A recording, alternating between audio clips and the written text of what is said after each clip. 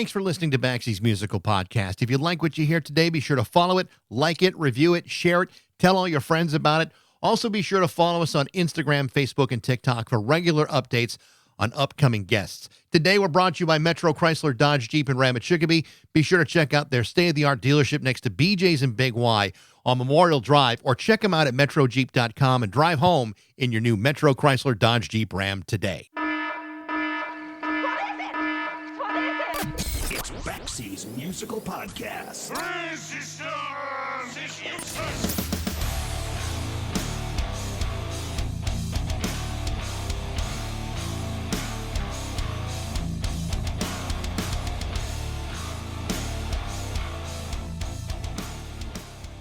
There's this old fallacy which claims that there are no second chances in life, that you only get one shot, and if you don't make the most of it, you'll never get that chance again.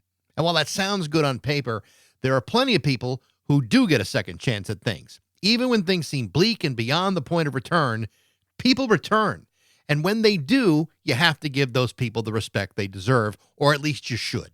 There's another logical fallacy called the fallacy of authority. This is basically when somebody claims something to be true because of the perception that it's coming from someone who knows what the hell they're talking about. But if that claim is coming from an idiot who doesn't know what they're talking about, and you believe them because you thought they knew what they were talking about, when in fact they did not, then you would be guilty of falling victim to the fallacy of authority. You see how that works? For example, you could assume that back in the day, record companies knew what they were doing because they were, after all, the ones in charge of making and selling records. And yet, how many times have we talked about the ways in which record companies have royally screwed things up? Horrible contracts, interference, bad distribution, staffing turnover, poorly conceived promotional ideas, total disinterest, and a truly horrifying misunderstanding of what the marketplace may actually want to listen to and how. We've also heard stories about how record executives have notoriously failed to grasp the creative process that creates the stuff that people want to listen to and how. Take, for example, the Hangmen. The Hangmen have been, and still are, a fixture of the LA rock scene and have been since the late 1980s. They are an exceptionally great band that has bridged the gap between the rootsy influences of bands like X and the Gun Club and many others with a definitive nod to classic rock bands like the Rolling Stones. In 1989, the Hangmen had been signed by Capitol Records with the expectations that this could be the next big American band. I mean, they were Capitol Records, for crying out loud. How could things possibly go badly? But they did, especially since their debut record was remixed without the band's permission, turning a promising debut album with truly great songs into something that every member of the band hated. Not surprisingly, when the record failed to sell, Capitol dropped the Hangmen as if somehow it was their fault. The Hangmen were then signed to Geffen Records, again, another big record company that seemed like they knew what they were doing. Unfortunately, thanks to the band's increasing drug problems, Geffen refused to release that record, and so it was shelved, never to be heard from again to this very day. And at the time, it looked as though the Hangmen pretty much had hung themselves and were in danger of never being heard from again, too. Again, this was 35 years ago, and despite the problems that followed the band for many years to come, the Hangmen stayed with it, got sober, and then released a proper follow-up to their debut album with Capitol Records. It only took 11 years for that to happen with their album Metallic IOU, and it was fantastic, sounding like the band that they intended to be all along, and it was freaking great, just like the next several albums, including 2023's Stories to Tell, which, in typical fashion, is simply incredible, just like the story behind this amazing gem of a band. To talk about that, including the band, their history, and a staggering comeback from years of addiction, is my guest today, Bryan Small, from the Hangmen, on Baxie's Musical Podcast.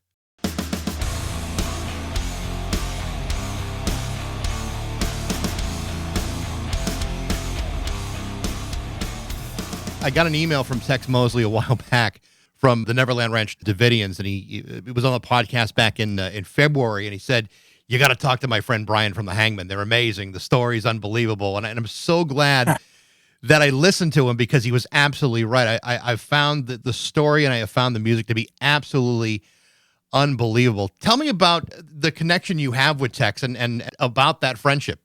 Oh, Tex and I go way, way back. I first met Tex when I moved to Los Angeles. I got a job on Melrose. Are you familiar with Los Angeles? I know how to spell it. Okay. Well, anyways, Melrose was and still probably is a very super trendy place to shop. Trendy in a way that was punk rock friendly. Lots of record stores and vintage clothing stores and stuff. And there was a place called Flip of Hollywood that was that took in a lot of stray musicians, and I was one of those. And Tex was already working there, so that's how we kind of got introduced to each other, was through that. And you know, I loved Tex from the minute I met him. Yeah. And we were like-minded musically, and we just hit it off. And a few years down the road, when I was putting together a another version of the Hangmen for Geffen Records, which we got signed to, and I just thought Tex would be perfect in the band. So, we did a record for Geffen that never came out. Yeah, But I want to ask you about that a little bit later on, because I mean, Sure. as I said, the history of this band is really, really interesting, and it comes in multiple different parts, and in some respects, it kind of reads a little bit like a Hollywood script with these incredible, peaks and valleys. But the story really kind of starts off with you growing up in Idaho and in Montana, and then eventually heading out to Los Angeles to squeeze out a career in music. Tell me about growing up out there, and what was it that motivated you to come out to California? Well, I did most of my growing up in Boise. So, grade school, then high school, and a little bit of college. And, I'd always played in bands, either as a drummer. I started out as a drummer, then worked my way into being just the drummer, singer, then singer. And then as soon as I got interested in other types of music, like, punk rock and stuff like that, I wanted to start writing songs. And that's what I started doing towards the end of my years there in Boise. So, and the band that flipped the switch for me in that respect was a band called the Gun Club. So that's when I really started thinking, hey, I wanted to do my own thing. I would imagine, though, like in a side-by-side comparison, Boise to Los Angeles, it must have felt like a completely different planet to go from one city to another. Did you know anybody in Los Angeles at the time, or did you just kind of go in blind? Well, it's kind of half and half. I did know a girl that briefly lived in Boise, and she was living in Hollywood. So she was a landing spot for me, and I was able to like stay with her for a few months until I got an apartment, or until she kicked me out and said, "You need to figure this out."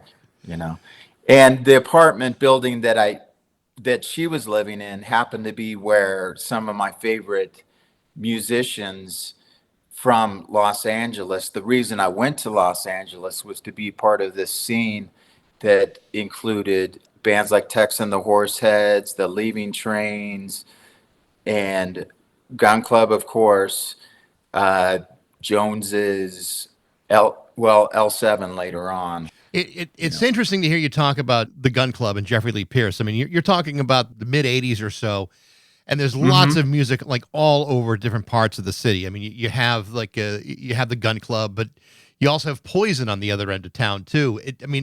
It's interesting to hear you cite the Gun Club, because it's like one of those bands that is incredibly influential, but not enough people could probably cite. And I love the Gun Club, and so I hear it real prevalently in your music. But what's interesting is I hear a lot of other stuff too. In a lot of ways, the Hangmen kind of sound like what would have happened if Jeffrey Lee Pierce and Stiv Bators got together and formed a band. This would be that baby. And I've heard the connection in between there. And it's interesting that you cite them as such a powerful influence on you. Yeah, it was that music was the catalyst for me, along with bands like X and a lot of stuff that was on Slash, Blasters, and I just really identified with that, and I really liked the Paisley Underground stuff that was going on in Los Angeles, like Rain Parade and Dream Syndicate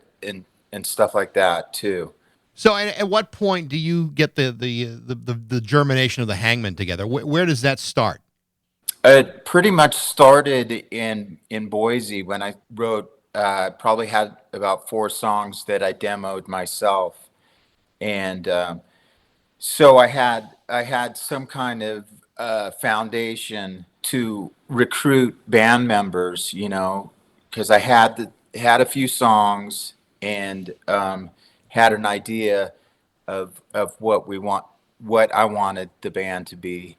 So that's where it started, and then luckily I had I put an ad out in a thing called the Recycler back then, and pretty much the first people that came through the door of my apartment were the people, because I was pretty specific on what I was looking for, so it Right. kind of weeded out a lot of people that wouldn't be interested in doing what I thought I wanted to do. So when you're getting the band together and you're starting to play and you're realizing, hey, this is really sounding pretty good here. At some and again, there's a million bands in Los Angeles at the time, and you're in a scene where you got Jane's Addiction and Tool and all these Yeah. others that are coming together at the same time. Somehow you guys sparked the interest of Capitol Records. Tell me about that. How did they hear about you, and how did that come together for you guys? Well, at that time, luckily we had the help of Keith Morris as our manager.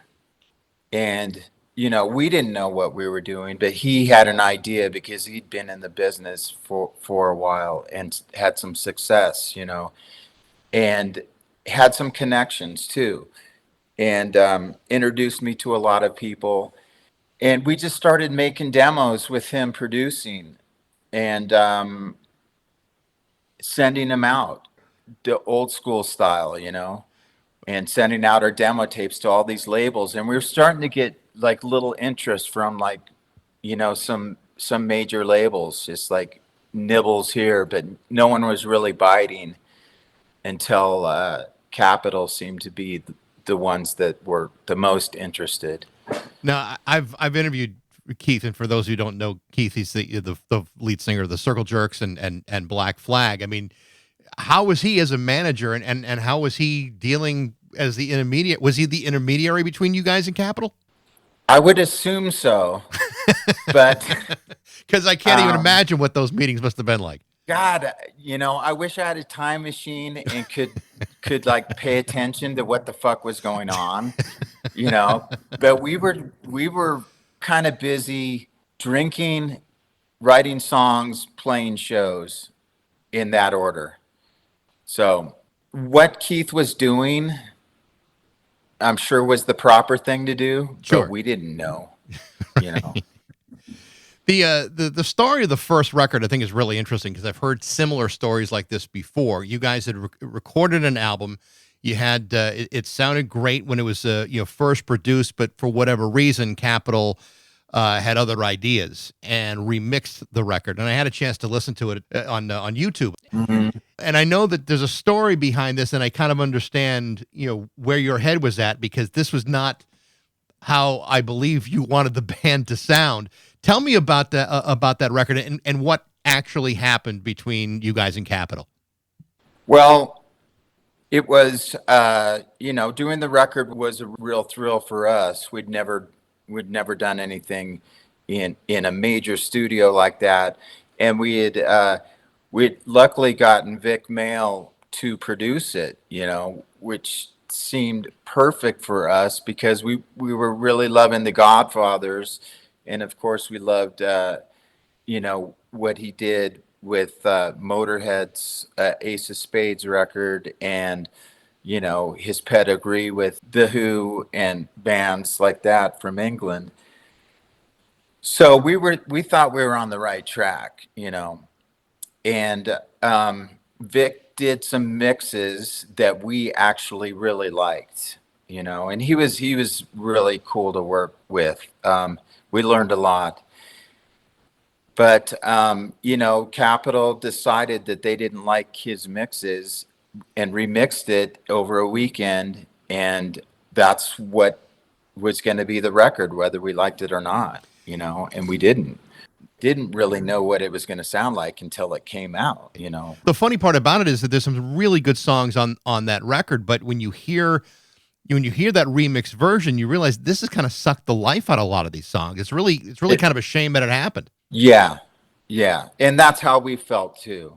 I was distraught when I heard that record. I bet. So the Capitol deal falls apart. Obviously, at some point, they're not satisfied with either the record or with you guys or whatever, and the deal does come to an end. You do sign with Geffen, like you mentioned earlier on.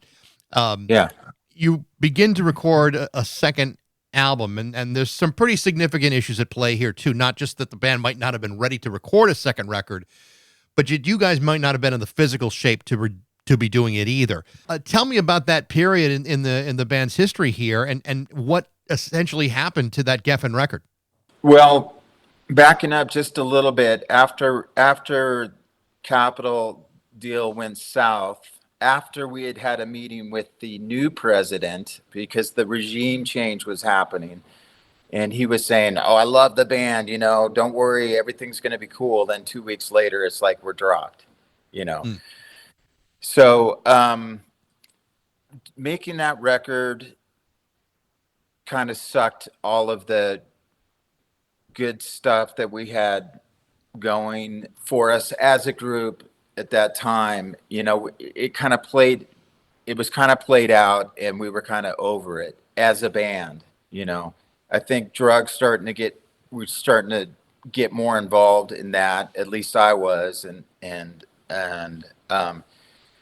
so I was kind of without a band, and we parted somewhat amicably, I think, and I'm friends with all those guys still today. But I got a call when I was in my apartment from Tom Zutat at Geffen, saying, "Hey, what are you doing?" And I go, "I'm not doing anything." And he goes, "Do you want to do your next record with Geffen?" And I said, "Yes, of course," because I didn't have anything going on, and I didn't know where I was going to go. So, after saying yes to that, I had to put together a band that I thought would represent what I was trying to do again. And that's when I recruited Tex and Damon and Dino, and I saw Tex and Damon playing with Rick Rick at down at Raji's one night, and I go, "Oh my God, this would be a great band for me," you know.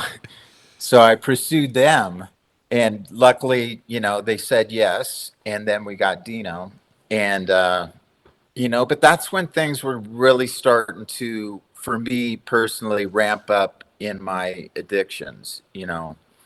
So I wasn't in my right mind, and it was rocky for sure.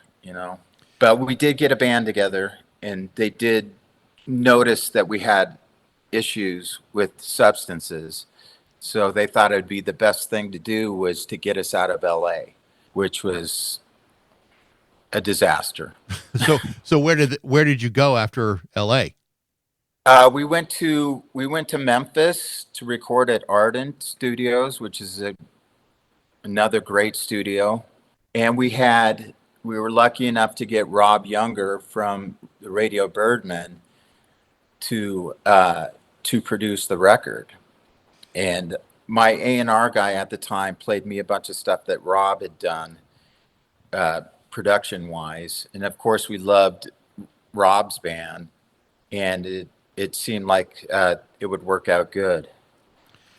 But what happened was that, I mean, was the record, would it have been salvageable, or were you guys just, too messed up at the time to even complete it?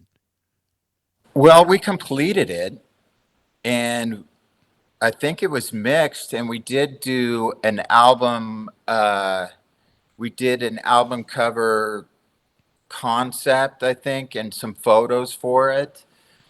And the writing was on the wall, though. They can see that they didn't need another drug addict band.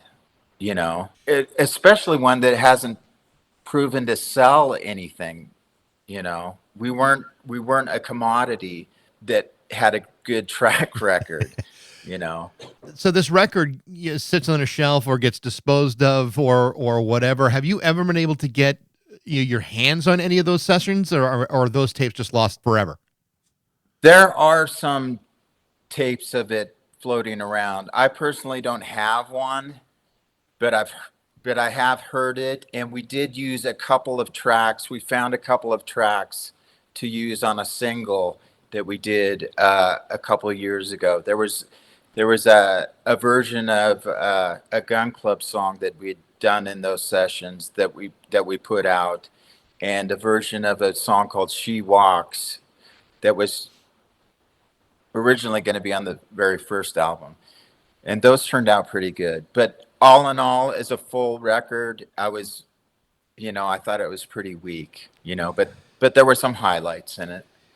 A lot of bands talk about situations where things with record companies go bad for any number of reasons, and they really feel like they get the shit kicked out of them, and it either kills a band or kills the people within it. And combine that with the addiction problems that you faced. It took you years before you guys were back on track to start even think about recording again, much less getting sober. Tell me about how things progressed for you with your addictions. I mean, obviously, it took almost 11 years since the first record for you to finally release a real significant second record. What happened during those years for you leading up to all of that? Well, it's just, we did the Geffen thing, and then, like I said, they saw the writing on the wall. They didn't want to deal with us. I was over it. I didn't care.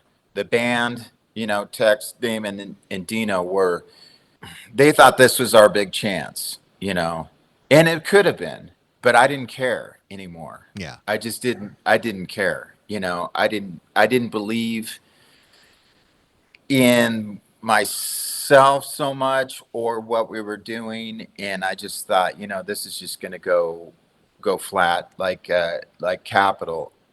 And so when we got dropped, I was kind of relieved, because then I could pursue what I was into at the time, and that was not music. It was a different lifestyle.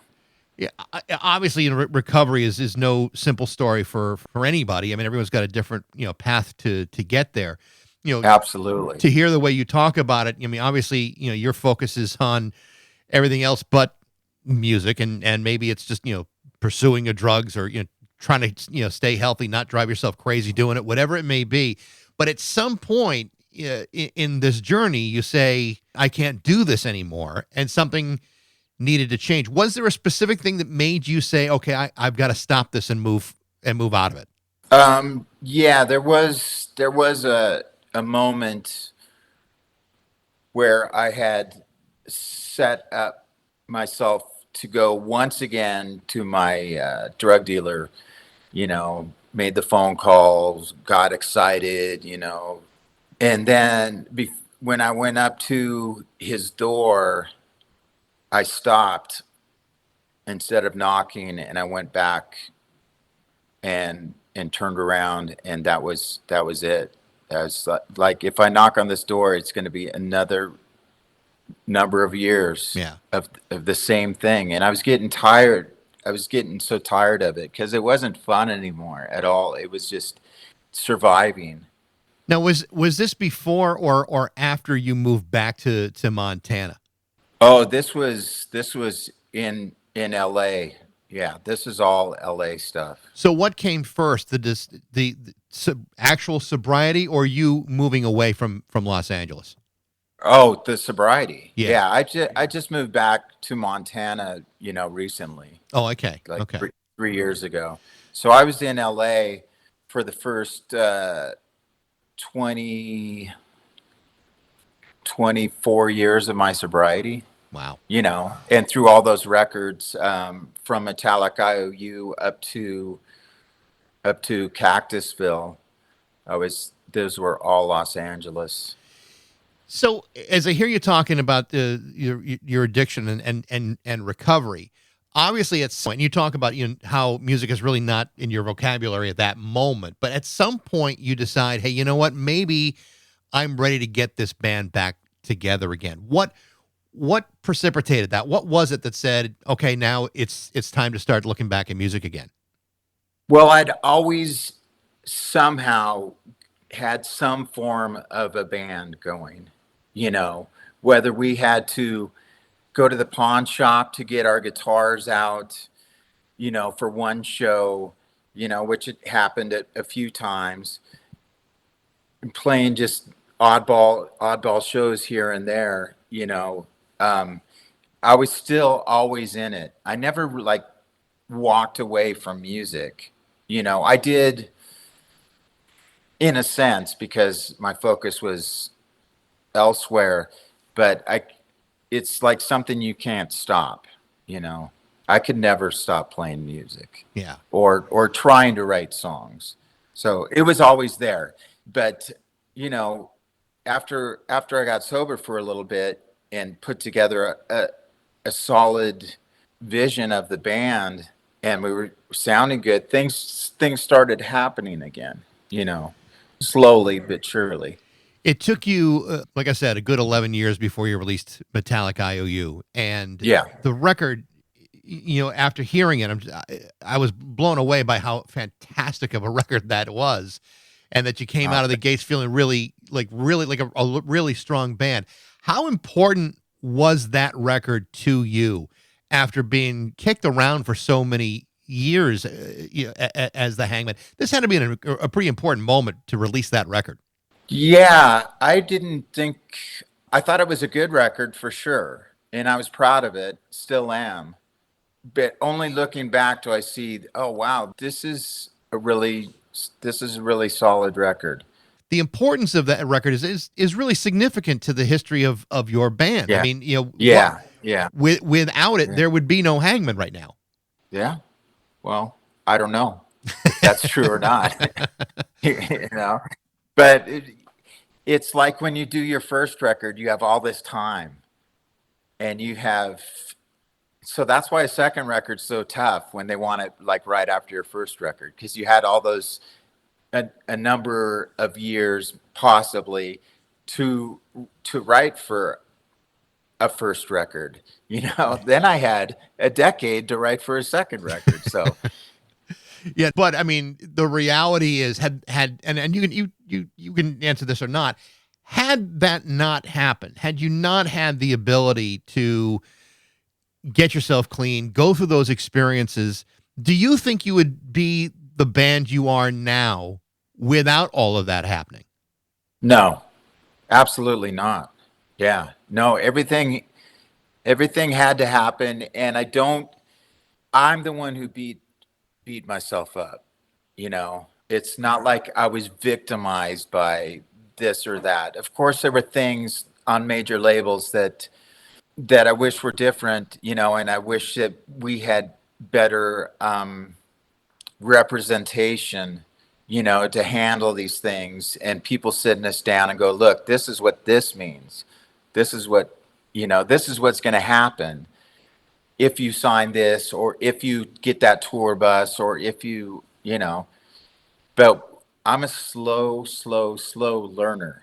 So I had to learn the hard way, and I still do, I still learn the hard way, but hopefully I'm learning at least now, I think the experience, from at least from my perspective, is that it has made you into a better band overall. And even your writing seems to have matured in a lot of ways. And one of the things that is really interesting about the way you write is you write very much like their stories. Like each song is telling a story, and they're raw and they're cutting. How truthful these stories are, whether they're more fictional or whether they're more part autobiographical. How would you describe the way you write lyrics to a song?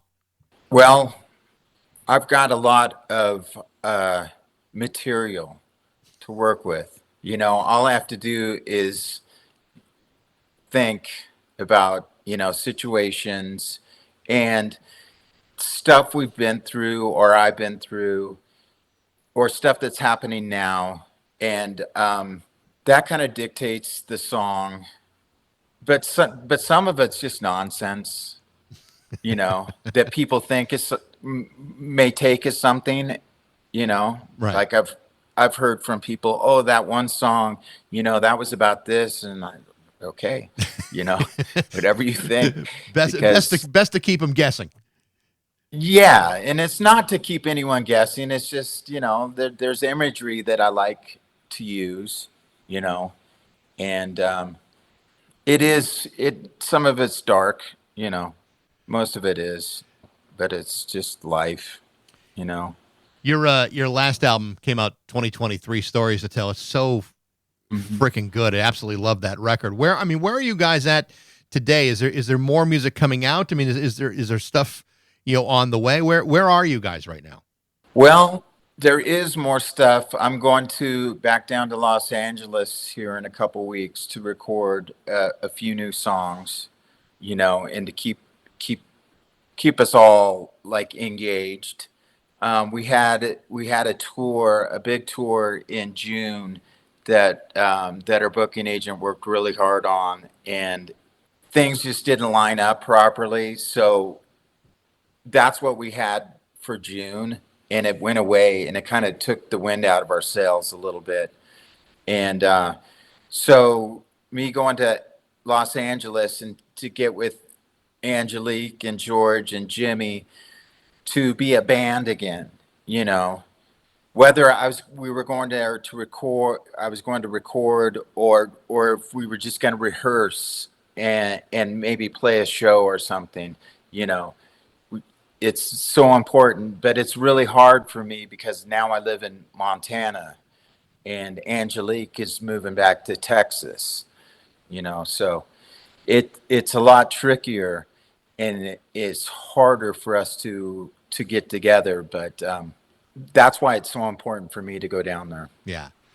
Well, I hope you stick with it, because in the last few weeks after after Texas' recommendation, I've absolutely enjoyed listening to everything you guys have done. It's just an amazing band, and again, I feel lucky because I've now talked to Tex, I've talked to you, I talked to John Doe a few months ago, I talked to Wow. Frank Meyer from the Streetwalking Cheetahs, and even John Bass from the Blasters. I mean, just all in a year. I'm like, I feel like I got Los Angeles pretty well covered this Yeah. year. So it's been a good year, but this has been like the icing on the cake. It's been a real joy.